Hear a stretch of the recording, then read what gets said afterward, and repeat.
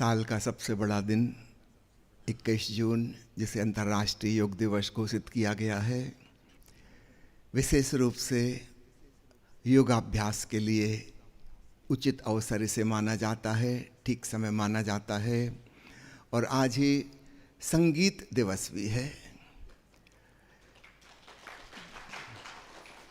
संगीत अपने आप में ही योग की ही एक शाखा समझो।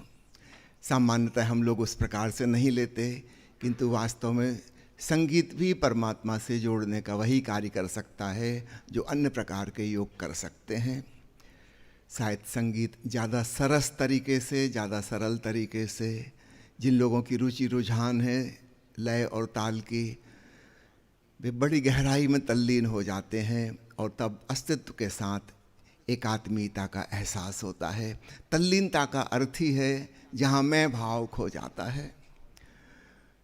पतंजलि योग साधते साधते तो सालों साल में शायद वह मैं भाव खोएगा, संगीत में तो 5 मिनट में ही खो सकता है। तो आज संयोग से संगीत दिवस भी है और इसको भी मैं योग की एक शाखा के रूप में आपको समझाना चाहूँगा। आज हम पतंजलि योग सूत्र पर कम बात करेंगे क्योंकि उस संबंध में काफ़ी विस्तार से बात हो चुकी है। सद्गुरु ओशो ने अंग्रेजी भाषा में 100 प्रवचनों की लंबी व्याख्यान माला दी। लगभग 250 घंटे की रिकॉर्डिंग अवेलेबल है। योगा दी अल्फ़ा एंड दी ओमेगा। बाद में हिंदी में इसकी किताब अनुवादित होकर प्रकाशित हुई, जिसका शीर्षक है पतंजलि योग सूत्र। चूँकि ओरिजिनल अंग्रेजी में थी, बहुत लोगों ने मुझसे निवेदन किया कि आप हिंदी भाषियों के लिए इसी बात को समझाइए। तब मैंने आस्था चैनल पर करीब 120 प्रवचन दिए, पतंजलि के एक एक सूत्र पर एक। पतंजलि के योग शास्त्र के 4 पाद हैं, जिन्हें समाधिपाद, साधनपाद, विभूतिपाद और कैवल्यपाद कहा जाता है। मैंने केवल 2 पादों की चर्चा की, प्रथम 2 वही साधक के लिए उपयोगी हैं। विभूतिपाद की चर्चा नहीं की, कैवल्यपाद की भी नहीं की, केवल हल्का सा इशारा किया कि ऐसा होता है, यह परम लक्ष्य है। साधक को पता होना चाहिए वह जो साधना कर रहा है उसका टारगेट, उसका लक्ष्य क्या है, वरना हम गलत दिशा में भटक सकते हैं। और विभूतिपाद में पतंजलि ने जिन रिद्धि सिद्धियों का वर्णन किया है, जिन चमत्कारी शक्तियों का, उनका वर्णन इसलिए किया है ताकि रास्ते में अगर साधक को ये मिलें तो वह इनमें उलझे ना, अपने रास्ते पर आगे बढ़े, इनमें अटक ना जाए, भटक ना जाए, इसलिए वर्णन किया है। इसलिए नहीं कि इनको पाने के लिए करना है साधना, नहीं, इनसे बचना है ताकि हम अपने मुख्य लक्ष्य पर पहुंच सकें। आज जो मैं चर्चा करने जा रहा हूं विशेष रूप से ओशो की एक किताब है, हिंदी में ऑडियो भी उसके उपलब्ध हैं। इसका शीर्षक है योग नए आयाम। इसमें बिल्कुल नए और वैज्ञानिक ढंग से ओशो ने अपने मौलिक तरीके से योग को प्रस्तुत किया है। तो उसके जो महत्वपूर्ण बिंदु हैं संक्षेप में उनकी चर्चा करूंगा ताकि एक नए दृष्टिकोण से हम योग को देख सकें। थोड़ी सी भूमिका की बात, फिर उन बिंदुओं पर मैं आऊँगा। आप सब जानते ही हैं अतीत में विज्ञान विकसित हुआ, उसके पहले और फिर विज्ञान विकसित होने के बाद कैसे आज तक की स्थिति में हम पहुँचे हैं। कुछ मुख्य बिंदुओं पर मैं आपको याद दिलाना चाहूँगा। पहले समझा जाता था कि लाखों, करोड़ों, अरबों, खरबों प्रकार के पदार्थ हैं। उनका विश्लेषण करते करते वैज्ञानिक इस पर पहुँचे मुख्य रूप से लगभग 100 प्रकार के तत्व हैं। उन्हीं तत्वों के विभिन्न संयोगों से सारे पदार्थ बने हैं। फिर उन तत्वों की विश्लेषण की गई और पाया गया कि प्रत्येक का परमाणु 3 बुनियादी कणों से बना है, जिन्हें इलेक्ट्रॉन, प्रोटॉन, न्यूट्रॉन कहते हैं। बाकी सभी तत्वों में जो अंतर है वो केवल इनकी गिनती का अंतर है। अगर गिनती 1 है तो सर्वाधिक विस्फोट करने वाली हाइड्रोजन गैस है, और गिनती 2 हो गई तो वह बिल्कुल निष्क्रिय हीलियम गैस हो गई। ठीक इसी प्रकार लगभग 100 प्रकार के तत्व मौजूद हैं। कुछ 10-15 प्रकार के तत्व वैज्ञानिकों ने प्रयोगशाला में बनाए हैं जो कि प्राकृतिक नहीं हैं, लेकिन वो स्टेबल नहीं है, विशेष परिस्थिति में ही उनको रखा जा सकता है। तो पता चला कि हम जिनको भिन्न भिन्न प्रकार के एटम समझ रहे थे, समझो लोहा और सोना, कितने अलग अलग उनके गुण, किंतु इलेक्ट्रॉन, प्रोटॉन, न्यूट्रॉन की केवल गिनती का फर्क है। यदि गिनती बदल दी जाए तो वह पदार्थ बदल जाएगा। लोहे को सोना बनाया जा सकता है, किंतु यह बनाने की प्रक्रिया बहुत महंगी होगी, इसलिए नहीं बनाते। लेकिन थियोरेटिकली, प्रैक्टिकली यह सब संभव है। किसी भी एक तत्व को दूसरे तत्व में बदला जा सकता है, सब परिवर्तनशील हैं। फिर विज्ञान धीरे धीरे और आगे बढ़ा और तब पता चला कि जिसे हम पदार्थ समझते थे वह तीव्र गति से घूमती हुई ऊर्जा है, शक्ति है। योग की भाषा में जिसे आदि शक्ति कहा जाता था, वैज्ञानिकों ने उसकी खोज की कि सारा जीवन ऊर्जा का विस्तार है। अब यहां से जोड़ समझ में आने शुरू हुए। ऊपर ऊपर से कितने भिन्न लग रहे थे पदार्थ, करोड़ों प्रकार के पदार्थ, सबके अलग अलग गुण। जैसे जैसे उनकी गहराई में उतरे पता चला कि सब जुड़े हुए हैं, केवल इलेक्ट्रॉन, प्रोटॉन, न्यूट्रॉन की गिनती का भेद है। फिर और गहराई में गए तो पता चला कि ये 3 जिनको हम कहें बेसिक पार्टिकल्स, ये केवल तीव्र गति से घूमती हुई शक्ति हैं। फिर और 20वीं सदी के आरंभ में पता चला कि ऊर्जा और पदार्थ 2 अलग अलग चीजें नहीं हैं, एक ही अज्ञात तत्व जिसको हम कहें एक्स, उसके प्रकट होने के 2 ढंग हैं। अब और भी गहरा जोड़ पता चला। योग का मतलब होता है जोड़, कि सब चीजें जुड़ी हुई हैं, संयुक्त हैं, अलग थलग नहीं हैं, ऊपर से भिन्न भिन्न प्रतीत होती हैं। जब गहरे में जाओ तो पता चलता है कि अरे एक नया शब्द गढ़ा गया, क्वांटा। वो जिसको हम कण समझ रहे थे और जिसे हम शक्ति की तरंग समझ रहे थे, पता चला कि वो भी भिन्न भिन्न नहीं है। वही एक अज्ञात तत्व, अज्ञात पदार्थ, क्या कहें उसको, नाम देना बड़ा मुश्किल है, इसलिए नया नाम गढ़ा, क्वांटा।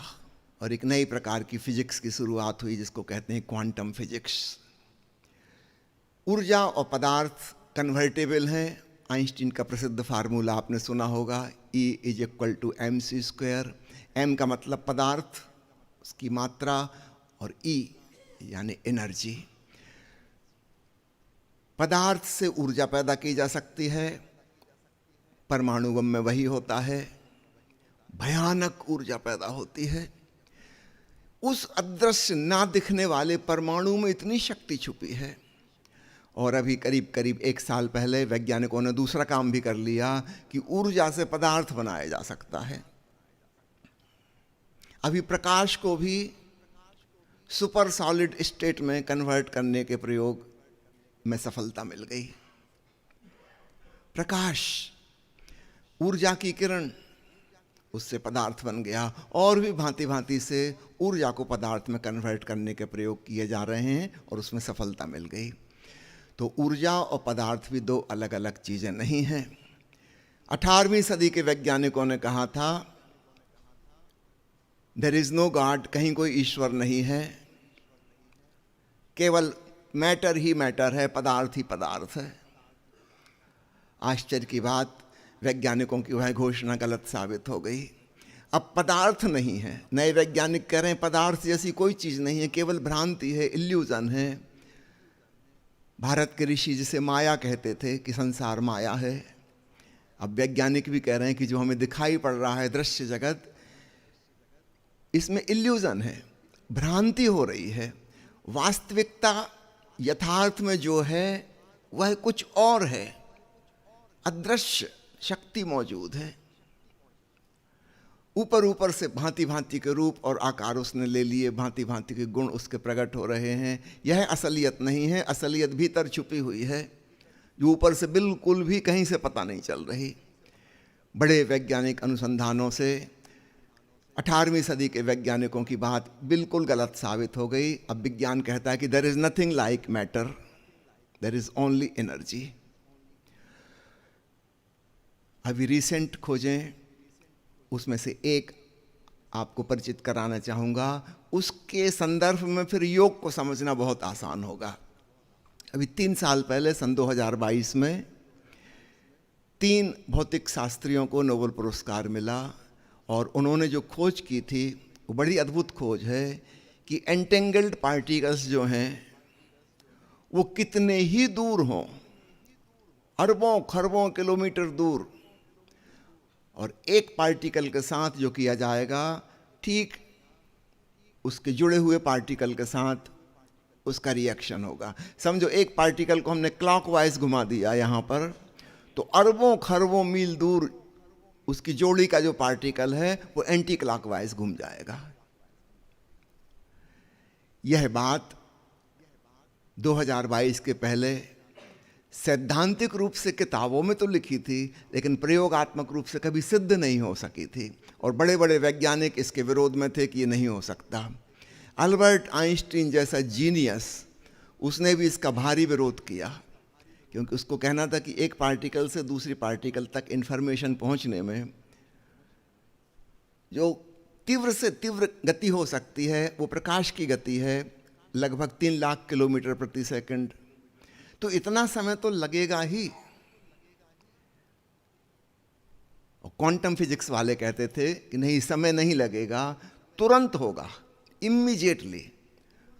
और दूरी कितनी इससे कोई फर्क नहीं पड़ता, अरबों खरबों किलोमीटर, कई कई प्रकाश वर्ष दूर, तब भी। आइंस्टीन ने खूब मजाक उड़ाई और कहा था कि you are talking about spooky action. Spooky यानी भूत प्रेत से संबंधित। ऐसा कहीं हो सकता है क्या? हम यहां एक पार्टिकल के संग कुछ करेंगे, खरबों किलोमीटर दूर, जहां से प्रकाश यहां तक पहुंचने में भी हजारों साल लगते हैं, वहां कैसे एक्शन हो जाएगा? सन 2022 में इन 3 महान भौतिकविदों ने प्रैक्टिकली इस बात को सिद्ध कर दिया, स्पूकी एक्शन नहीं है, इट इज फैक्ट, ऐसा होता है। उसी पर उन्हें नोबेल प्राइज मिली, क्योंकि उनकी इस खोज के पश्चात quantum computing, quantum communication system के नए द्वार खुले। बहुत कुछ नया हो सकता है, बहुत तीव्र गति से काम करने वाले सिस्टम पैदा हो सकते हैं। एक नई समझ विकसित हुई। संक्षेप में उनकी बात को मैं इस प्रकार से रखना चाहूंगा, लोकलिटी इज नॉट रियलिटी। जो हम समझ रहे थे कोई चीज स्थानीय है, लोकल है, स्पेस में कोई दूसरी जगह दूसरी चीज है, उसकी लोकलिटी वहां है, उसका लोकेशन वहां है। इनके इस प्रयोग से सिद्ध हुआ कि हम जिसको लोकलिटी समझते थे, इसमें कोई रियलिटी नहीं है, पूरा अस्तित्व जुड़ा हुआ है और एक है, और यहाँ से वहाँ इन्फॉर्मेशन जाने में कोई समय नहीं लगेगा। इन्फॉर्मेशन जाने का सवाल नहीं है, वो जुड़े हुए हैं। ये बहुत ही अलौकिक बात खोजी गई। योगियों ने तो सदा से यह कहा है कि जगत में सब कुछ संयुक्त है, जुड़ा हुआ है, लेकिन इसके कोई भौतिक प्रमाण हमारे पास नहीं थे। ऊपर ऊपर से तो सब चीजें टूटी टूटी, खंडित, अलग पृथक दिखाई देती हैं। इस पृष्ठभूमि के साथ आइए ओशो ने जिस बिंदु की चर्चा की है उनको हम संक्षेप में समझते हैं। पहला बिंदु ओशो ने यही कहा कि जीवन ऊर्जा है, लाइफ इज जस्ट एनर्जी, और वह एनर्जी एक है, वो अनेक अनेक नहीं है। जैसे अपन ने समझा कि एटम्स जो अलग अलग नजर आते हैं, जिनके गुण क्वालिटी सब एक दूसरे से बिल्कुल अलग अलग हैं, उनके भीतर जो छुपा हुआ है सब एटॉमिक पार्टिकल वह एक है। उन सब एटॉमिक पार्टिकल जिस एनर्जी से बने हैं वह एक है। तो ऊपर से बहुत अनेकता है, गहराई में एकता है। तो ऐसे हो गया जैसे किसी वृक्ष की बहुत सारी शाखाएं हैं, शाखाओं की उपशाखाएं हैं, उपशाखाओं में पत्तियां हैं, फूल हैं, फल हैं इत्यादि, बहुत कुछ, विराट संसार। लेकिन अगर हम खोज में चलें ये कहाँ से आते हैं, तो धीरे धीरे हम पत्ती से उपशाखा पे पहुँचेंगे, उपशाखा से शाखा पे पहुँचेंगे, शाखा से हम तने पे पहुँच जाएंगे, जो कि एक है। और अगर गहरा गए तो हम जड़ समझ में आ जाएगी, जहाँ से सारी अनेकताएं उत्पन्न हुई।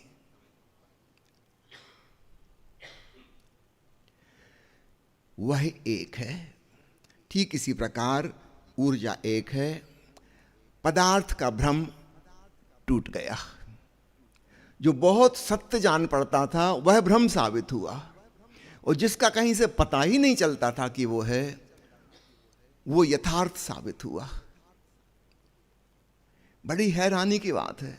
अक्सर हम कहते हैं कि अरे हमने खुद अपनी आंखों से देखा, हम सच बता रहे हैं। अब कभी मत कहना, आंखों से तो बहुत कुछ दिखाई पड़ रहा है, उसमें कुछ सच बच कुछ नहीं है, और जो सच है वो कहीं दिखाई ही नहीं पड़ रहा। यही तो हमारे ऋषि कहते आए हैं कि परमात्मा अदृश्य है, वह परम सत्य है, और जो दिखाई पड़ रहा है केवल आभास मात्र है, जस्ट एन अपीयरेंस। दूसरा महत्वपूर्ण बिंदु ओशो कहते हैं, ऊर्जा के दो छोर हैं। जैसे डंडे के दो छोर होते हैं, चुंबक के दो ध्रुव होते हैं, ठीक इसी प्रकार ऊर्जा के दो ढंग हैं। एक है अस्तित्व और एक है अनस्तित्व, एग्जिस्टेंस एंड नॉन एग्जिस्टेंस। शायद एक कठिन शब्द लग रहा हो, तो हम अपने साधारण उदाहरण से समझें। समझो हम सुबह जाग गए, नींद खुल गई, फिर दिन भर में हम थक जाएंगे, रात को सो जाएंगे, गहन नींद में चले जाएंगे। तो जैसे सोना और जागना है, एक में हम प्रकट हुए, गतिविधि कर रहे हैं, और दूसरे में हम बिल्कुल प्रसुप्त हो गए। ऐसे समझो वृक्ष में बहार आती है, हरियाली छा जाती है, फूल आ जाते हैं, फल आ जाते हैं, सुगंध बिखरने लगती है, और फिर पतझड़ के दिन आते हैं और वृक्ष बिल्कुल सूख जाता है, और ऐसा लगता है कि मानो मर ही गया, उसके प्राण बिल्कुल सिकुड़ गए। कुछ महीने के लिए वो गहरी सुसुप्ति में है, मानो सो गया, अभी कोई हलन चलन नहीं है। फिर समय आएगा वसंत का, फिर नई कोपलें फूट आएंगी। तो एक है होना और एक है ना हो जाना। ना हो जाने का अर्थ मिट जाना नहीं है, अप्रगट हो जाना है। उपनिषद के ऋषि कहते हैं ब्रह्म के होने के दो अंदाज हैं, एक है प्रगट ब्रह्म, एक है अप्रगट ब्रह्म। उन्होंने नाम दिया है संभूत ब्रह्म और असंभूत ब्रह्म। ये एक दूसरे से विपरीत नहीं है, वो सोए और जागे जैसे हैं, पतझड़ और बहार जैसे हैं, एक दूसरे के विपरीत नहीं है। होना और ना होना, बुद्ध जिसे शून्य कहते हैं और आदि शंकराचार्य जिसे पूर्ण कहते हैं, ये एक ही सत्य के दो छोर हैं। जैसे इंद्रधनुष में हम देखते हैं ना, एक तरफ लाल रंग है और दूसरी तरफ बैंगनी रंग है, और बीच में एक स्पेक्ट्रम है, अन्य दूसरे दूसरे रंग हैं। धीरे धीरे धीरे कन्वर्ट होते जा रहे हैं इस तरफ से उस तरफ तक। वह लाल रंग ही उस तरफ पहुँचते पहुँचते बैंगनी हो गया। फिर बैंगनी के और परे जो हमें नहीं दिखाई देता, अल्ट्रावायलेट, पराबैंगनी, और लाल के नीचे भी बहुत कुछ है, इंफ्रारेड, हमें नहीं दिखाई देता मगर है। कुछ ऐसा ही है, एक तरफ से चीजें प्रकट होती हैं, रूप लेती हैं, आकार लेती हैं, जिंदगी का खेल चलता है, और दूसरी तरफ फिर सिकुड़ जाती हैं, सिमट जाती हैं और ओझल हो जाती हैं। ओझल हो जाने का अर्थ मिट जाना नहीं है, रूप आकार आदि विदा हो गए, वह ऊर्जा अपने मूल में पहुंच गई, विश्राम कर रही है, फिर जागेगी, फिर प्रकट होगी, फिर रूप और आकृतियां ग्रहण करेंगी। तो पहला बिंदु ओशो कह रहे हैं सारा जीवन ऊर्जा है, और एक है। ऊपर से कितने ही आभास अनेक प्रतीत हों, एक दूसरे से विपरीत प्रतीत हों, मगर नीचे छुपा हुआ एक ही तत्व है। हम उसे ऊर्जा कहें विज्ञान की भाषा में, धर्म की भाषा में आदि शक्ति कहें कि परमात्मा कहें, जो आपकी मर्जी, वह एक है। उसके दो तरीके हैं, कभी प्रकट होता है, कभी अप्रकट हो जाता है। उसका सबसे अच्छा उदाहरण सोने जागने से समझ लो। तीसरा बिंदु ओशो कहते हैं, इस जगत में कुछ भी अलग अलग और पृथक बटा हुआ नहीं है। वे कद्दू की कहानी सुनाते हैं कि एक फकीर के बगीचे में कद्दू की बेल लगी हुई थी, और सुबह वो बगीचे में पहुंचा, देखा कि भारी लड़ाई झगड़ा छिपा है। कोई कद्दू चिल्ला रहा है कि मैं महान कद्दू हूँ और तू छोटा है क्षुद्र, और दूसरा कह रहा है कि नहीं, मैं छोटा नहीं हूँ, मैं भी बड़ा हो जाऊँगा, देखना, तुमको मजा चखा दूंगा। और पत्तों में झगड़ा चल रहा है, कोई पत्ता अपने आप को श्रेष्ठ और सुंदर बता रहा है और दूसरे को कह रहा है तुम बूढ़े हो गए, जर्जर हो गए, सूखने वाले हो, पीले पड़ रहे हो, तुम्हारा क्या है। बड़ा वाद विवाद चल रहा था। वो फकीर बगीचे में पहुंचा, देख के हंसने लगा, सोचा कि मनुष्यों के बगीचे में रहते रहते इनको भी मनुष्यों की बीमारी लग गई। उसने उस कद्दू से कहा, उसके पत्तों से कहा कि जरा गौर करो, तुम कहाँ से आए हो, तुम्हारा स्रोत क्या है। उन लोगों ने बताया कि हम एक डंठल छोटा सा है उससे जुड़े हुए हैं। सबने अपने अपने डंठल की महिमा कही, जैसे कोई अपने पूर्वजों की, माता पिता की तारीफ करता है कि हम फलाने डंठल से आए हैं, उसकी बात ही अलग है, बड़ा महान, उच्च कोटि का, उच्च वर्ण का डंठल। अच्छा, फकीर ने कहा जरा और चलो, वो डंठल कहाँ से जीवन स्रोत पा रहा है, कहाँ से रसधार आ रही है। तब उन लोगों ने पहली बार खोजबीन की, अपने भीतर जाके उन्होंने देखा डंठल जो है रस ले रहा है शाखा से, उपशाखा से, वो जुड़ी है एक शाखा से, शाखा जुड़ी है मुख्य तने से। फिर फकीर ने कहा और भीतर चलो, वो मुख्य तने में भी कहाँ से रसधार आ रही है। तब भी लोग सब पहुँच गए जड़ों में, और वहाँ उन्होंने पाया कि हम में कोई भेद नहीं है, हम सब एक ही जड़ से उपजे हुए पौधे के एक्सटेंशन से फैलाव है। ऊपर ऊपर से निश्चित रूप से भेद है। एक पत्ती अभी नई नई खिल रही है, जवान हो रही है, वृद्धि हो रही है उसकी। दूसरी पत्ती मुरझाने के करीब है, वो काफ़ी पहले खिली थी, और उसके ख़त्म होने का समय आ गया, पीली पड़ गई, सूखने लगी। ये पत्ती उस पत्ती से कैसे अपने आप को एक माने। एक बच्चा कैसे कहे कि ये बूढ़ा आदमी जो बीमार हो गया, आईसीयू में भर्ती, मैं और ये एक ही हैं। नहीं, ऊपर ऊपर से तो बिल्कुल अलग अलग हैं। कोई बुद्धिमान है, कोई बुद्धू है, कोई टैलेंटेड है, कोई टैलेंटेड नहीं है, कोई शक्तिशाली है, कोई कमज़ोर है। बहुत वैरायटी है एक एक मनुष्य में। सच पूछो तो आप जैसा मनुष्य आज तक न कभी हुआ है, ना है, और न कभी होगा। You are just unique. और यही बात 8 अरब लोगों पर लागू होती है। सब बिल्कुल असाधारण और बेजोड़ हैं। हम कैसे माने कि हम एक हैं। काश हम भी अपने रसधार की खोज करें, कहाँ से यह ऊर्जा आती है। तब धीरे धीरे हम पाएंगे हम अपनी रूप और आकृति से पीछे की तरफ खिसके एक दृष्टा चैतन्य में पहुँचे, और वहाँ से पता चला, और धीरे धीरे धीरे हमें पता चला कि सारा अस्तित्व वहीं से है। न केवल इस पृथ्वी पर रहने वाले प्राणी, पूरे जगत में जहाँ कहीं भी कुछ भी है, सब कुछ जुड़ा हुआ है। न्यूटन ने खोजा गुरुत्वाकर्षण को, होगा 10 करोड़ मील दूर सूरज, लेकिन कोई डोर बंधी हुई है पृथ्वी से, पृथ्वी उसी के आस इर्द गिर्द घूमती है। ऊपर से तो दिखाई नहीं पड़ती है डोर, खोजोगे तो पता चलेगा सूक्ष्म अदृश्य शक्ति के डोरे। चंद्रमा चक्कर लगा रहा है पृथ्वी के, दूर क्यों नहीं फेंक जाता।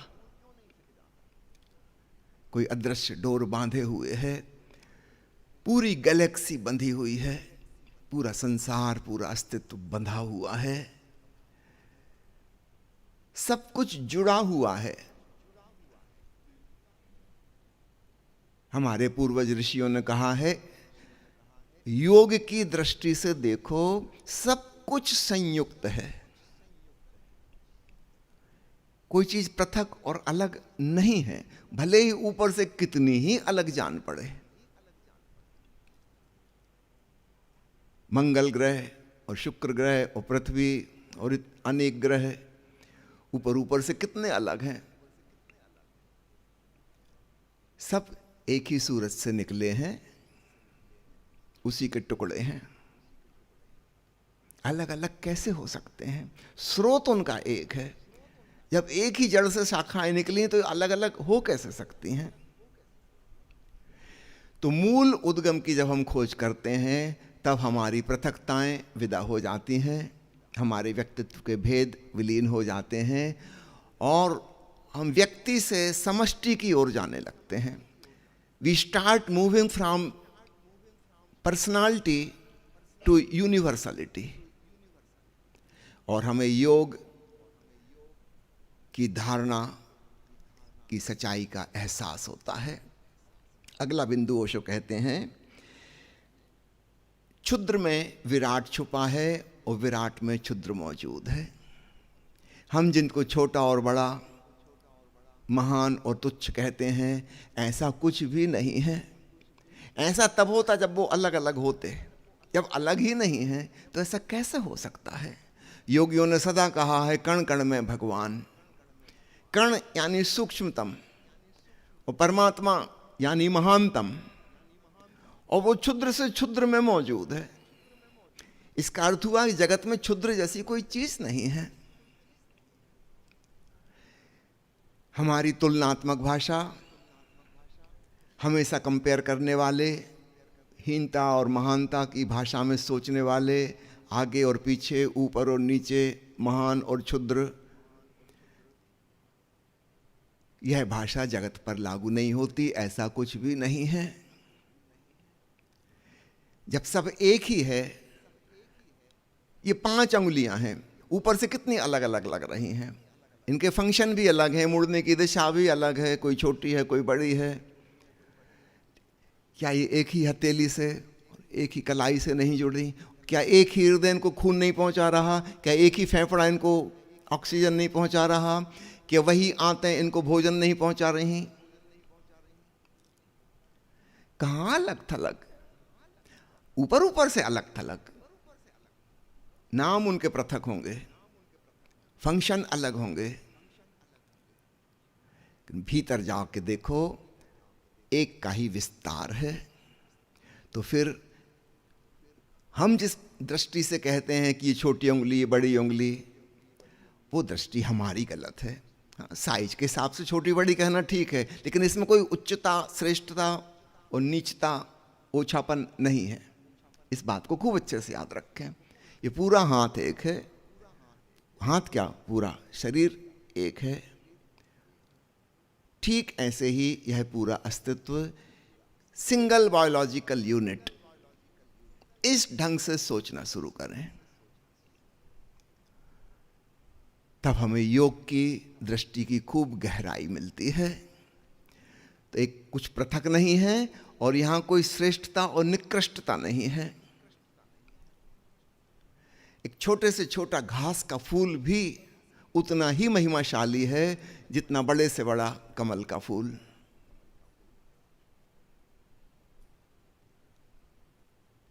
अभी 2 दिन पहले मैं किसी से मजाक कर रहा था। मैंने पूछा, सबसे अच्छा पौधा कौन सा है जिसके ना होने से पृथ्वी सूनी हो जाएगी? उसने 3-4 अच्छे अच्छे नाम गिनाए। मैंने कहा, ये अपनी धारणा है। दुनिया में जितने चौपाए प्राणी हैं, गाय हो कि भैंस हो कि हाथी हो कि बकरी हो कि मनुष्य हो कि घोड़ा हो, मैक्सिमम प्राणी घास खा के जिंदा हैं। याद रखिएगा, चाहे वो गैंडा और हाथी जैसे बलशाली प्राणी ही क्यों ना हो। हम जिनको कहते हैं खूबसूरत पौधा, हो सकता है उसका कोई भी उपयोग ना हो। हमारी धारणा है, हम कहेंगे अरे तो घास पात है, हम बिल्कुल नीची दृष्टि से देख रहे हैं। भाई उसी के आधार पे जीवन चल रहा है पृथ्वी पे।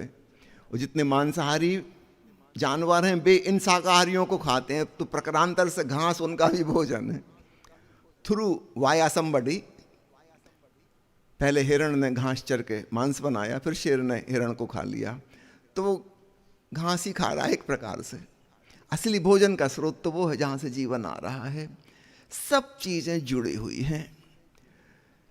हमारी दृष्टि में हम कहेंगे ये तो कोई कीमत नहीं, इसकी घास पात है। हमारी दृष्टि में, प्रकृति की दृष्टि में ऐसा नहीं है, सब बराबर हैं। हम कहेंगे सोना है बड़ा बहुमूल्य है और ये तो साधारण लोहा है।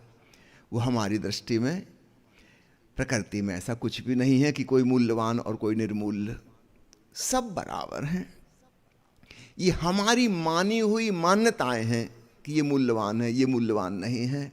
अगर मनुष्य ना हो पृथ्वी पे, कौन पूछेगा सोने को?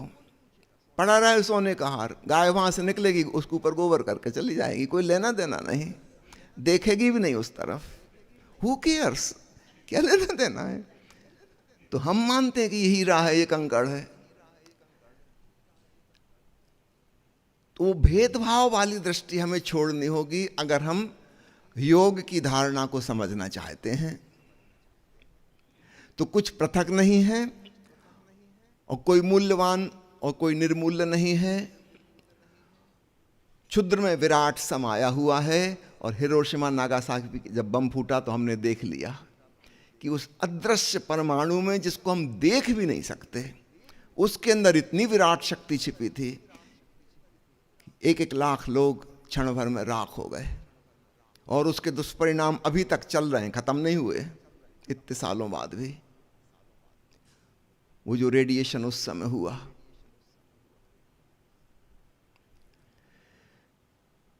इसके पहले क्या कोई कभी अनुमान लगा सकता था कि अदृश्य परमाणु में इतनी शक्ति होगी? कहीं ना कहीं वो विराट से जुड़ा हुआ है, विराट उसमें समाया हुआ है। थोड़े दिन पहले किसी ने एक वीडियो फिल्म बनाई, छोटी सी 1 मिनट की ही, जिसमें माइक्रोकॉस्म से लेके मैक्रोकॉस्म तक क्रमशः दिखाया गया है। और हैरानी की बात है, बिल्कुल माइक्रोस्कोपिक व्यू पदार्थ का जो है और जो मैक्रोस्कोपिक दूरबीन वाला व्यू गैलेक्सियों का है, वो बिल्कुल एक से हैं, बिल्कुल एक से हैं। बीच में भेदभाव है। जो सबसे विराट है और जो सबसे सूक्ष्म और सबसे छोटा है, वो बिल्कुल समान है, बिल्कुल वही संरचना, वही पैटर्न। क्षुद्र में विराट समाया हुआ है और इसलिए उसको क्षुद्र कहना भी उचित नहीं। अगला बिंदु ओशो कहते हैं कि लेना और देना दोनों जगत में निरंतर चल रहे हैं। हम कुछ निरंतर दे भी रहे हैं और हम कुछ ले भी रहे हैं। यह न केवल भौतिक अर्थों में सच है, मानसिक तल पर भी सच है, भावनात्मक रूप से भी सच है और चेतना के तल पर भी सच है। एक लेन देन समझो, फिजिकल बॉडी का हम उदाहरण लें तो हम लगातार सांस ले रहे हैं, छोड़ रहे हैं, सांस ले रहे हैं, छोड़ रहे हैं, भोजन ग्रहण कर रहे हैं, उत्सर्जित कर रहे हैं, ग्रहण कर रहे हैं, उत्सर्जित कर रहे हैं, और एक चक्र चल रहा है, साइकिल। एक सीधी रेखा जैसा नहीं है ये मामला, सर्कुलर।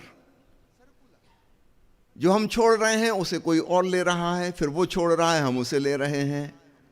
बड़ा लेन देन जगत में चल रहा है और पूरा जीवन इस लेन देन पर निर्भर है। यदि वृक्ष हमें ऑक्सीजन ना दें तो हम जीवित ना रह पाएंगे, और हम उन्हें कार्बन डाइऑक्साइड ना दें तो वृक्ष जीवित ना रह पाएंगे। ऊपर से देखने में हम लगते हैं कितने अलग अलग, हमें क्या लेना देना पेड़ पौधे से। पेड़ पौधे सोचते होंगे, वो सोचते हैं हमको क्या करना है इन इंसानों से।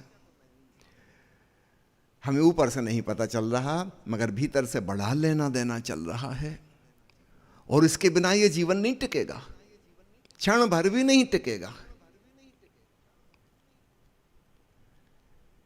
सागर निरंतर भाप उड़ा रहा है सूरज की गर्मी में, फिर मानसून की हवाएं उन बादलों को दूर दराज ले जा रही हैं, पहाड़ों पर, मैदानों पर, वहाँ बारिश हो जा रही है, फिर नदियाँ, झरने, फिर सारा पानी फिर वापस समुद्र में आ जा रहा है। जितना पानी समुद्र से रोज उड़ता है, ठीक उतना ही पानी प्रतिदिन वापस लौट आता है। समुद्र का तल न ऊपर होता न नीचे होता, क्योंकि आधी दुनिया में गर्मी पड़ रही है, आधी दुनिया में ठंड पड़ रही है। कुल मिलाकर उतना ही पानी उड़ रहा है, उतना ही बरस रहा है। बड़ा लेन देन वो कब से चल रहा है? जब से पृथ्वी है। 4 अरब सालों से खेल चल रहा है। न एक बूंद पानी बना, न एक बूंद पानी नष्ट हुआ, कहीं कुछ जाता ही नहीं, गोल गोल गोल गोल वहीं घूम रहा है।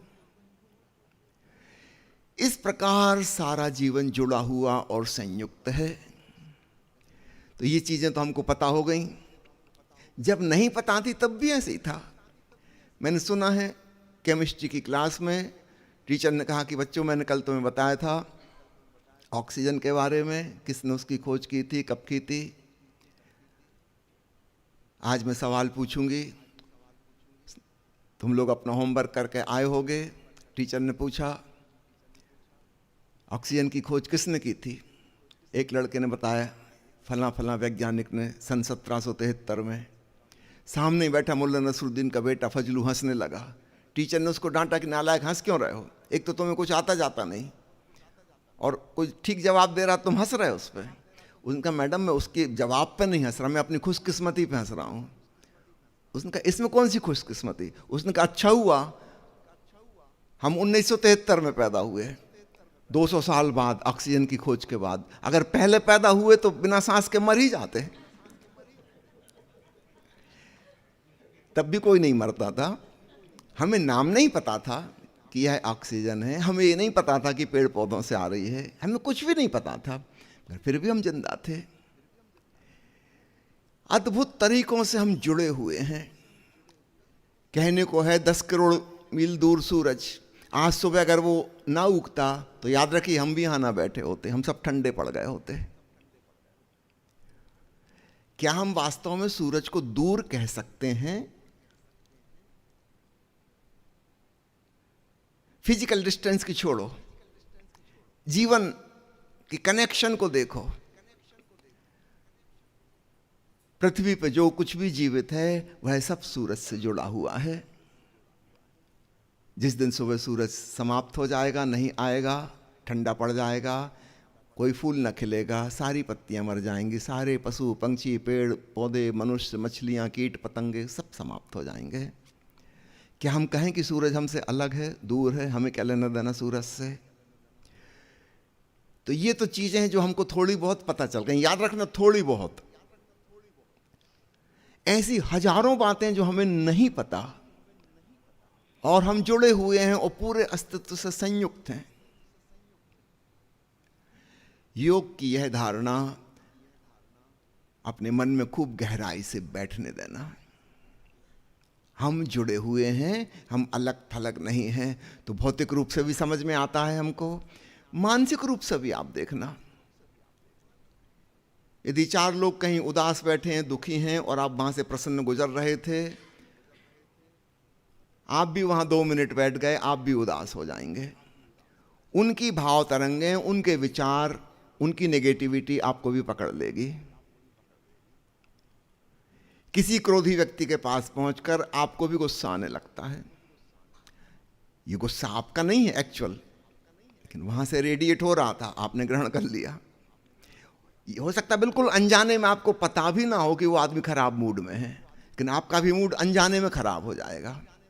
इसका विपरीत भी सच है। कहीं बहुत पॉजिटिव किस्म के लोग, आशावान लोग, बड़े प्रेमपूर्ण, आनंद से भरे हुए मौजूद हैं, आप वहां पहुंचो, आपको भले ही उनके बारे में कुछ ना पता भी, आप उनसे मिले भी नहीं, लेकिन एक विशेष घेरे में पहुंचकर आप भी एक प्रकार की ऊर्जा का उत्थान महसूस करने लगोगे। कुछ गुड फीलिंग, कुछ अच्छा लगने लगा। हम इतने दूर दूर नहीं हैं जितने दिखाई पड़ते हैं। मन के तल पर भी कहीं कोई कनेक्शन जुड़ा हुआ है, भाव तल पर भी कनेक्शन जुड़ा हुआ है। अब तो वैज्ञानिकों ने बहुत प्रयोग किए हैं कि भाव तल से कैसा कनेक्शन जुड़ा हो, उसके बहुत प्रयोगों से सिद्ध हो गया कि भले ही वो लोग एक दूसरे से दूर हों, एंटेंगल्ड पार्टिकल्स जैसा कोई कनेक्शन है, एक अदृश्य जोड़ है। जुड़वा बच्चों पे बहुत प्रयोग किए गए हैं। एक इस देश में, इस महाद्वीप में रह रहा है, दूसरा भाई उसका दूसरे महाद्वीप में हजारों किलोमीटर दूर। इसको यहाँ कोई बीमारी होती है, वहाँ उसको भी बीमारी हो जाती है। बड़ी हैरानी की बात है, कहाँ से हो गई।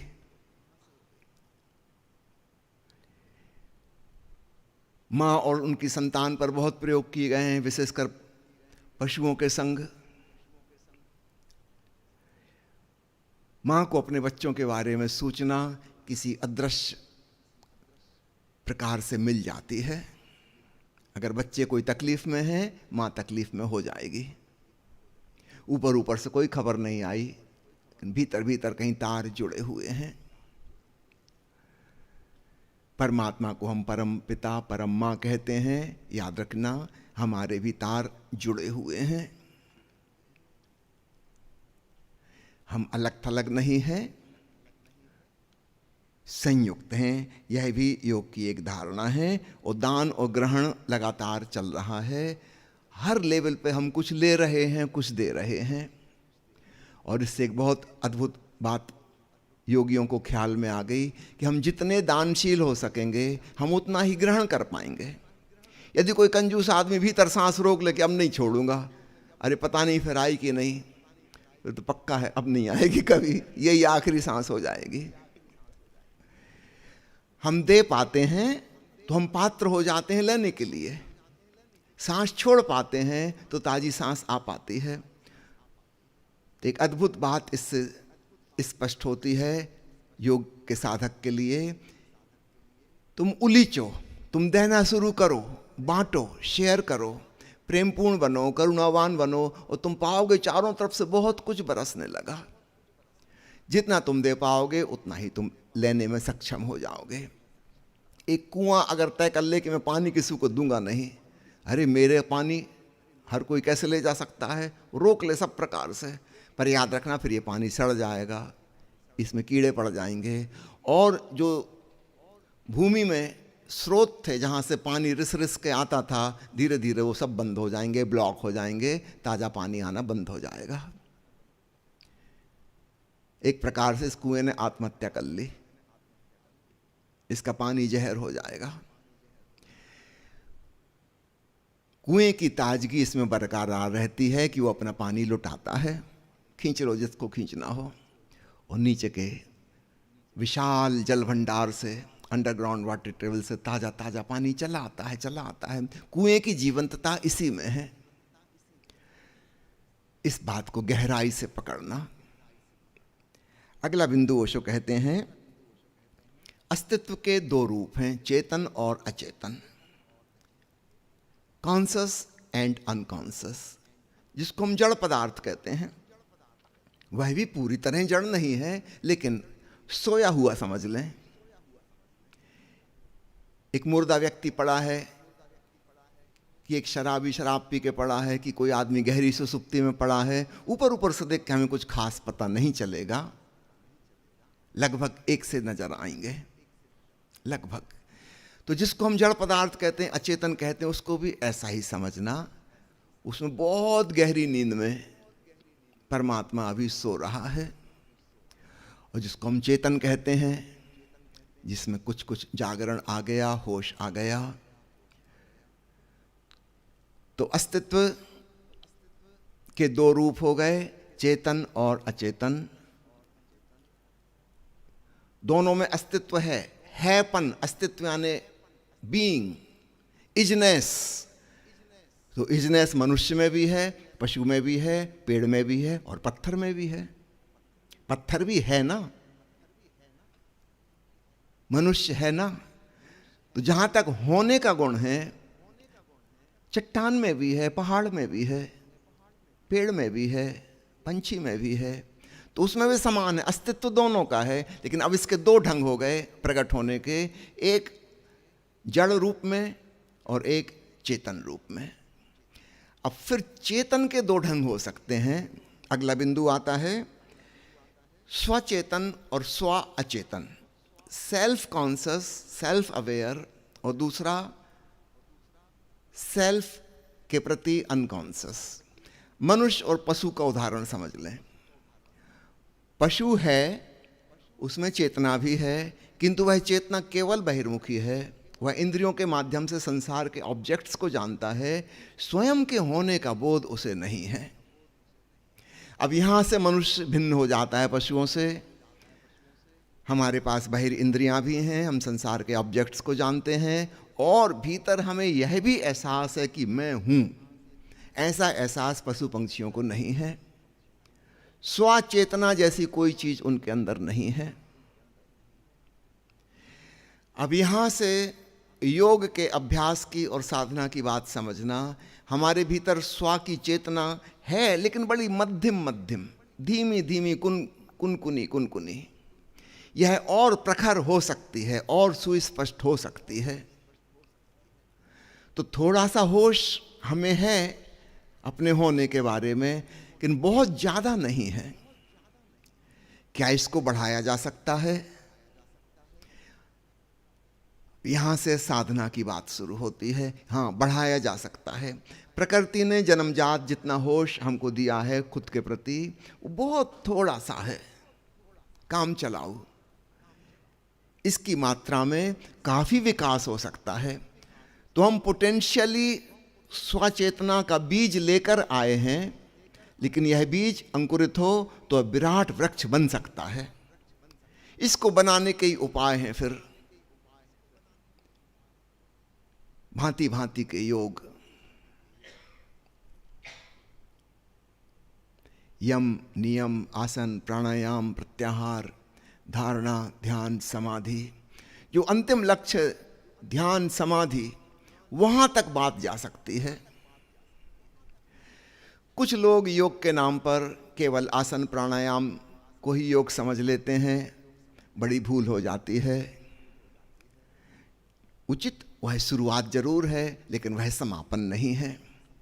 तो आज के सत्र में मैं विशेष रूप से एम्फसाइज करना चाहूँगा कि योग का परम लक्ष्य ध्यान और समाधि है। पतंजलि ने अपने अष्टांगिक योग में इनको 7वां और 8वां अंग गिनाया है। अगर हम वहाँ तक नहीं पहुँच पाए तो फिर हम योगाभ्यास करके भी कुछ बड़ी छोटी चीज़ों में उलझ कर रह गए। असली बात तो हुई नहीं। वो तो समाधि में जाके पता चलेगा कि मैं पूरे परमात्मा के साथ संयुक्त हूँ, और तब व्यक्ति घोषणा करता है अहम ब्रह्मास्मि, मैं स्वयं ब्रह्म हूँ। जब तक वह ज्ञान घटित ना हो जाए तब तक जानना अभी साधना हुई नहीं। तो अच्छी बात है आसन साधना, अच्छी बात है प्राणायाम करना, उनके उपयोग हैं, वे मार्ग के साधन हैं, उपाय हैं। लेकिन आगे बढ़ते जाना, प्रत्याहार भी करना है, अर्थात स्वयं की तरफ लौटना है। यहाँ से स्वचेतना शुरू होती है। आत्मनिरीक्षण, दृष्टा भाव, साक्षी भाव, अब स्वचेतना का विकास शुरू हुआ। तो शुरुआत के 5 अंगों को महर्षि पतंजलि ने योग के बहिरंग कहा है। ये बाहरी बातें, ऐसे समझो मंदिर में 5 सीढ़ियाँ चढ़ने के लिए, और फिर मंदिर है, धारणा, ध्यान, समाधि। कोई इन सीढ़ियों पर बैठ के सोचे कि वो मंदिर पहुंच गया तो कुछ गलती हो गई। अभी मंदिर में उसका प्रवेश ही नहीं हुआ। असली मंदिर तो भीतर है, जहां प्रभु से मिलन होगा, आत्मा से परमात्मा का मिलन। वो असली योग सीढ़ी पे बैठ के नहीं होगा।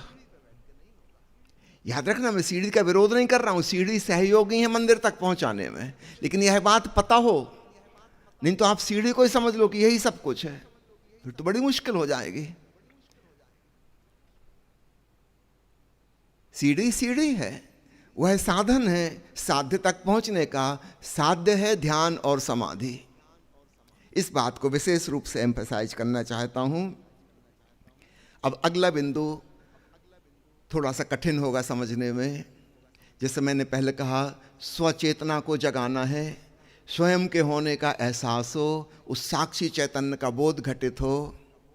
पहली बार हमारे भीतर स्व का पता चलना शुरू हुआ। अन्यथा पशु पंक्षियों की भांति हमें केवल पर, दी अदर का पता चलता था इंद्रियों से। अब इंद्रियां बंद करके, प्रत्याहार करके अपने भीतर जागरूक हुए, स्व का एहसास हुआ। अब इसके बाद जो अगला कदम है वो है स्व का विसर्जन।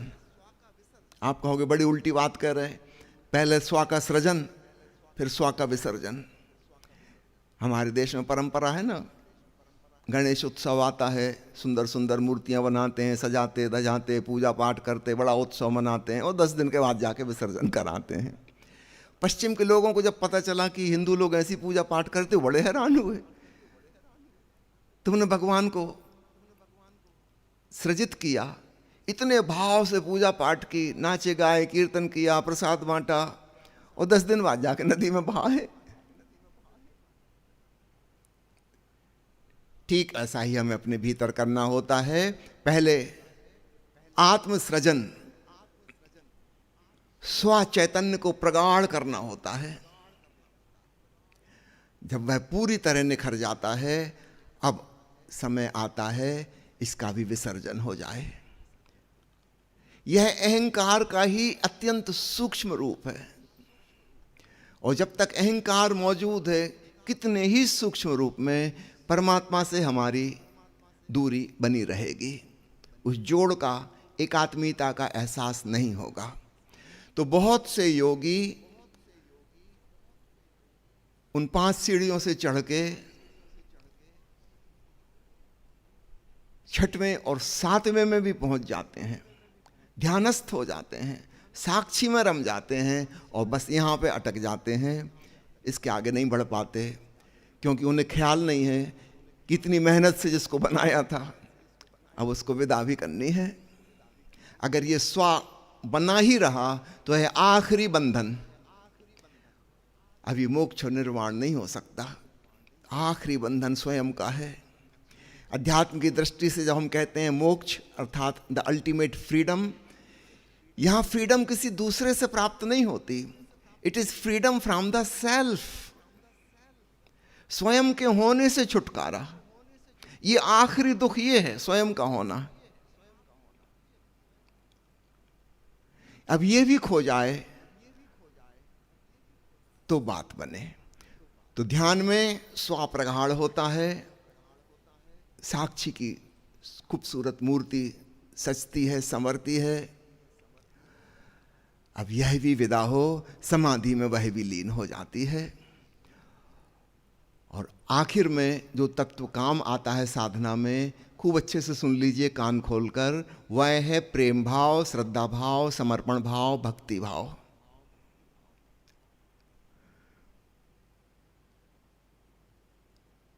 अधिकांश योग के साधक के मन में ख्याल ही नहीं होता, उनको लगता है ये तो बिल्कुल विपरीत बात है, हमको भक्ति से क्या लेना देना। फिर आप ध्यान में जाके अटक जाओगे, उसके आगे नहीं बढ़ सकते।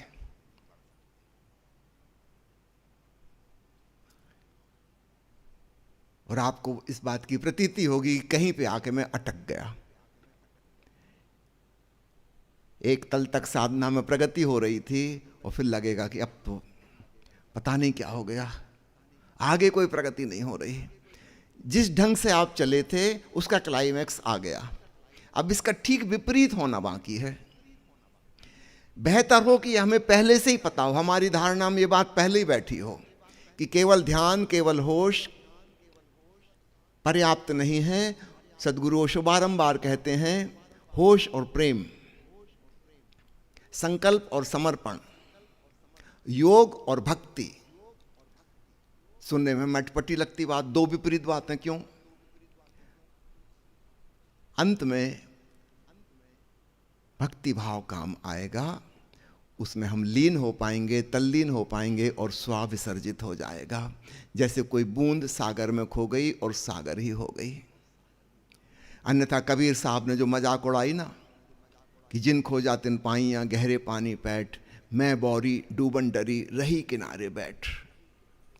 मैं पागल सागर के किनारे जाकर रेत के तट पर बैठ गई, एक ढंग से सागर तक पहुंच भी गई और फिर भी सागर से दूर की दूर हूं। क्या फर्क पड़ता है 2 फुट दूर कि 2 किलोमीटर दूर थे, पृथकता तो मौजूद है। कबीर साहब ये जो व्यंग कर रहे हैं ये योग के साधकों पे कर रहे हैं। वो बिल्कुल परमात्मा के निकट पहुंच के भी परमात्मा से दूर हैं, क्योंकि वो डूबने के लिए, मिटने के लिए, पिघलने के लिए तैयार नहीं, उन्हें ख्याल ही नहीं था।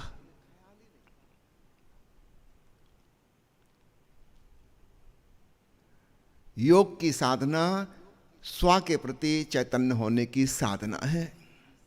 अब स्व से एक छलांग लेनी होगी, क्वांटम लीप, स्व से सर्व में, व्यक्ति से समष्टि में। मैं ना रहूं, प्रभु के संग एक हो जाऊं, तब असली योग का क्लाइमैक्स घटित होगा। तब साधक और साध्य अलग अलग नहीं रह जाएंगे, भक्त और भगवान की भिन्नता खो जाएगी।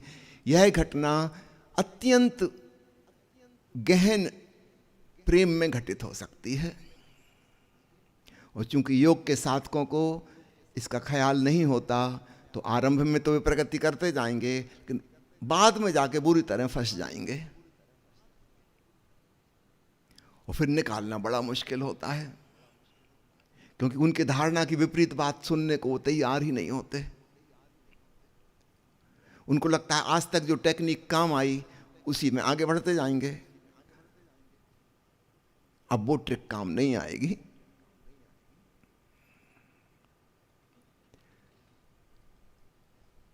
वो बर्फ का पुतला कि नमक का पुतला किनारे ना बैठा रहे, जिन खोजा तिन पाइयां गहरे पानी पैठ। ये पहले से पता हो सागर तट पे पहुंच के उसमें डूबना है। जैसे जैसे डूबेगा लौलीन होगा, घुलता जाएगा, पिघलता जाएगा, मिट जाएगा, अंत में पुतला बचेगा ही नहीं, सागर ही हो जाएगा। तो मिटने की तैयारी तो एक है योग जो हमें क्रिस्टलाइज्ड करेगा भीतर हमारी आत्मा को। पहली बार हम आत्मवान होंगे। सामान्य व्यक्ति आत्मवान नहीं है, उसके अंदर सेल्फ जैसी कोई चीज ही नहीं है, या बहुत पोटेंशियल बीज रूप में है। तो योग की साधना करते करते 7वें चरण तक पहुंचते पहुंचते हमारे भीतर एक सेल्फ क्रिस्टलाइजेशन होगा। पहली बार आत्मा अपने सौंदर्य में, अपनी महिमा में मौजूद होगी, और फिर एक बंधन का एहसास भी होगा। Somehow I am limited, और असीम होने की चाहत है वो तो नहीं हुआ, विराट होने की चाहत थी वो नहीं हुआ, वो मैं लगातार मौजूद है।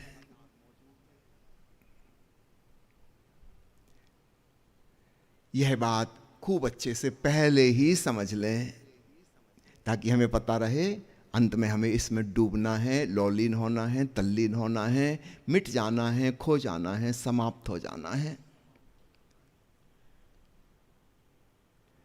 यह ख्याल हो तो योग वास्तव में योग हो सकता है। फिलहाल दुनिया में जैसा प्रचलित है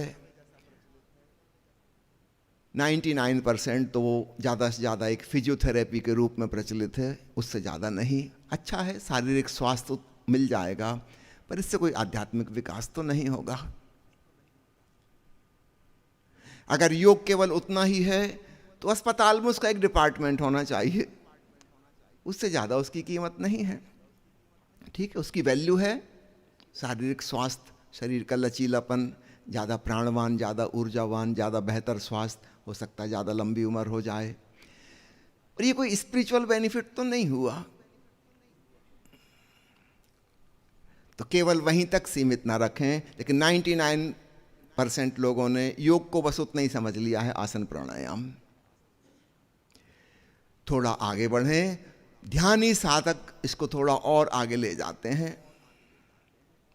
प्रत्याहार, धारणा और ध्यान, जहां ये जुड़ जाते हैं वहां काफी आगे बढ़े, स्पिरिचुअलिटी में पहुंचे। अब आखिरी बात और समझ लीजिए, ताकि पूर्णता आ जाए उसमें। अब स्वयं का मिट जाना और शून्य हो जाना भी आवश्यक है, और वह केवल हो सकता है प्रेम भाव से, हृदय से। यहाँ हम साल में 2-3 बार दिव्य प्रेम लविंग अवेयरनेस रिट्रीट का आयोजन करते हैं। बार बार प्रेम पर जोर देते हैं, क्योंकि हमें पता है अंत में जाके कहाँ फंसेंगे। वो पहले से ही हमारी तैयारी होती रहे, फिर हम नहीं फंसेंगे।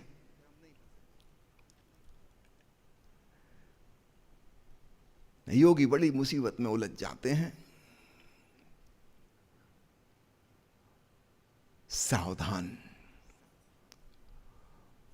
ओशो ने पतंजलि योग सूत्र पर 100 प्रवचनों की लंबी व्याख्यानमाला दी, और अंत में उन्होंने बताया योग के द्वारा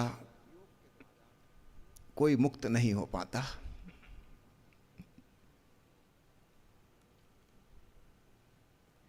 इतने सालों साल या जन्मों जन्म जिसने साधा साधा साधा, उसका अहंकार शुद्ध से शुद्ध, सूक्ष्म से सूक्ष्म, बिल्कुल ट्रांसपेरेंट होता चला जाता है। जिसको वह आत्मा कह रहा है, वह अहंकार का अत्यंत पारदर्शी रूप, और उसने बड़ी मेहनत की वहां तक पहुंचने में। भगवान बुद्ध जब कहते हैं अनात्मा, अनत्ता, हम चौंकते हैं, ये कौन सी बात कर रहे हैं। भगवान बुद्ध जब कहते हैं निर्वाण का अर्थ है दीपक का बुझ जाना, तब हमें बात हजम नहीं होती। हम तो दीपक जलाने का प्रयास कर रहे थे। दोनों बातें परिपूरक हैं। पहले दीपक जलाना भी होगा, और फिर दीपक का बुझ जाना निर्वाण होगा, मोक्ष होगा। पहले मैं क्रिस्टलाइज्ड हो जाए, पारदर्शी हो जाए, अपने शुद्धतम रूप में पहुंच जाए, और तब हम पाएंगे अब ये आखिरी बोझ, आखिरी बंधन, आखिरी दुख है, इससे भी छुटकारा हो। वह घटता है श्रद्धा भाव से, समर्पण भाव से, भक्ति भाव से। इसके बिना वह नहीं होता। तो अपने भीतर हृदय में इस बात को संजो के रखें, और सबसे अच्छा हो समझदार व्यक्ति योग और भक्ति की साधना साथ साथ पैरेलल, समानांतर तरीके से करें। हम होश भी साधें और प्रेम भी साधें, ताकि अंत वाली अड़चन, उस उलझन में हम ना फंसें। ओशो कहते हैं, मैं जिसको सन्यास कहता हूं, उस पंछी के 2 पंख हैं, लव एंड अवेयरनेस। क्यों इतना जोर देते हैं प्रेम पर? यद्यपि ओशो के प्रेम पर जोर देने से बहुत गलतफहमियां पैदा हुई, लोगों ने न जाने क्या क्या समझा। और खूब अच्छे से समझ लीजिए, ओशो जिस प्रेम की बात कर रहे हैं उसका विकास होता जाए, वह शुद्ध होता जाए, होता जाए, होता जाए। पैरेलल दोनों साधनाएं चलती रहें हमारी, तो हमारे लिए पूरी आध्यात्मिक यात्रा आसान हो जाएगी, वरना कठिन हो जाएगी। और अंत में जाके कठिन होती है, और तब हमको बिल्कुल समझ नहीं आता कि अब क्या किया जा सकता है। और फिर हमारा हृदय भी इतना खुला नहीं रह जाता उस क्लाइमेक्स से पहुंच के कि हम दूसरे की कोई बात सुने समझें।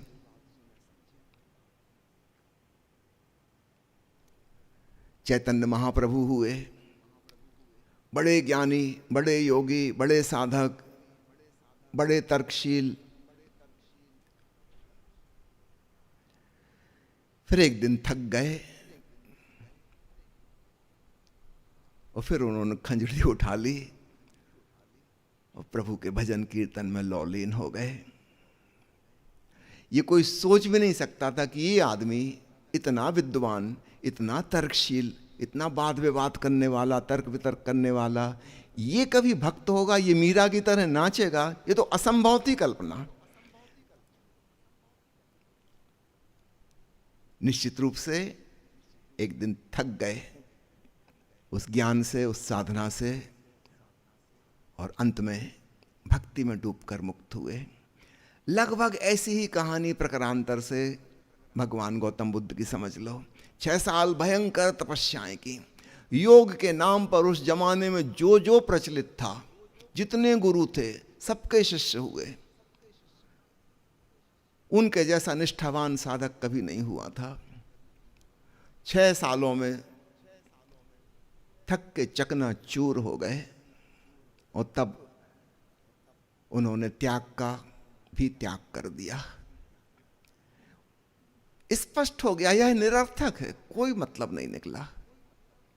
29 साल राजकुमार की भांति जिंदगी फालतू गंवाई, और 6 साल ये साधु बन के, त्यागी तपस्वी बन के बिल्कुल व्यर्थ गंवाई। कुछ भी नहीं हुआ सिवाय नुकसान के।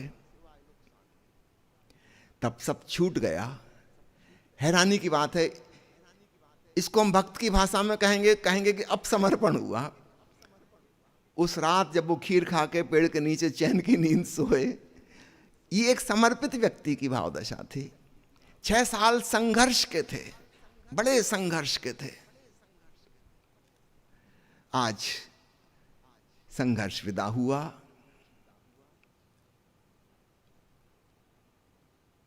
सरेंडर, यह अस्तित्व जैसा है, उसमें अपने आप को छोड़ दिया, तथाता भाव। और उस रात जब सुबह नींद खुली तो परम ज्ञान उपलब्ध हुआ। खूब अच्छे से समझ लेना, योग की साधना से नहीं हुआ, त्याग तपस्या से नहीं हुआ।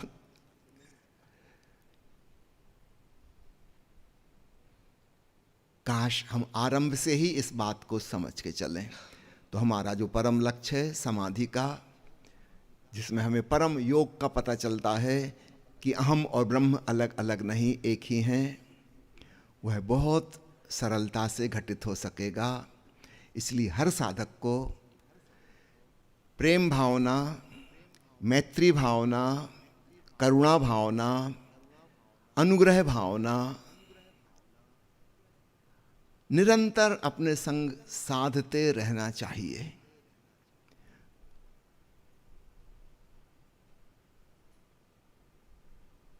ध्यान भी साधें, योग भी साधें, साक्षी भी बने, लेकिन अपने हृदय कमल का विकास भी होता रहे। तब हमारे लिए मामला बिल्कुल आसान हो जाएगा। नहीं तो सदियों सदियों से जो भूल होती चली आ रही है, वो कंटिन्यूटी में होती जा रही है, पीढ़ी दर पीढ़ी, जिसकी कोई जरूरत ही नहीं थी। आज की चर्चा को यहीं समाप्त करते हैं, और ऑनलाइन जो मित्र अटेंड कर रहे हैं उनसे निवेदन करते हैं, ओशो की किताब अंग्रेजी में yoga the alpha and the omega, Hindi की किताब योग नए आयाम, इसका शीर्षक बदल के दूसरा रखा गया है बाद में, चेतना का विज्ञान। ये किताबें oshofragrance.org की वेबसाइट पर उपलब्ध हैं, जहाँ से आप निःशुल्क डाउनलोड कर सकते हैं, अथवा इनके ऑडियो प्रवचन oshoworld.com की वेबसाइट से डाउनलोड करके आप सुन सकते हैं। और निवेदन है कि ओशो ध्यान मंदिर दीपालपुर सोनीपत में आकर शिविर में भाग लीजिए, ताकि जो बातें हमने यहाँ कही हैं वो केवल बातें ही न रह जाएं, जानकारी ही न रह जाए, बल्कि आपके जीवन का एक प्रयोग बने। इसमें डूबें, तल्लीन हो, तब जाके बात बनती है। बहुत बहुत धन्यवाद। जय ओशो।